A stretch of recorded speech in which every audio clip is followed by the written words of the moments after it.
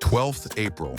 On this day in 1945, President of the United States of America, Franklin Delano Roosevelt, died of ailment in office, and Vice President Harry S. Truman became president. Roosevelt died toward the last days of World War II.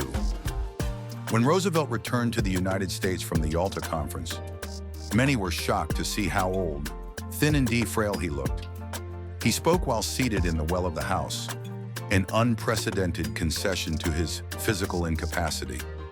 During March 1945, he sent strongly worded messages to Russian Premier Joseph Stalin, accusing him of breaking his Yalta commitments over Poland, Germany, prisoners of war, and other issues relating to World War II. When Stalin accused the Western Allies of plotting behind his back a separate peace with Hitler, Roosevelt replied, "I cannot avoid a feeling of bitter resentment towards your informers, whoever they are, for such vile misrepresentations of my actions or those of my trusted subordinates."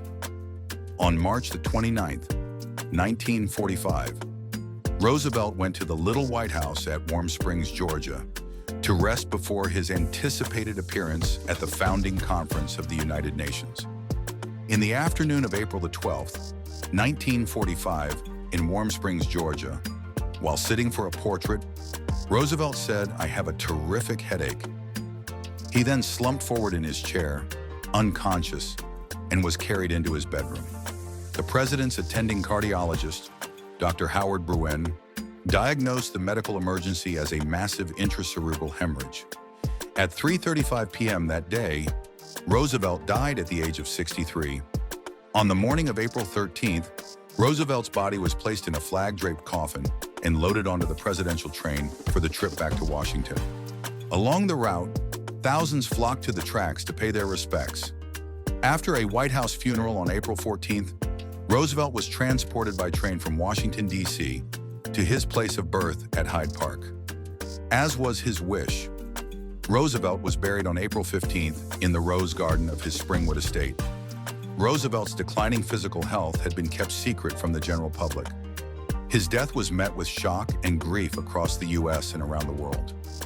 After Germany surrendered the following month, newly sworn-in President Truman dedicated Victory in Europe Day and its celebrations to Roosevelt's memory, and kept the flags across the U.S. at half-staff for the remainder of the 30-day mourning period, saying that his only wish was that Franklin D. Roosevelt had lived to witness this day.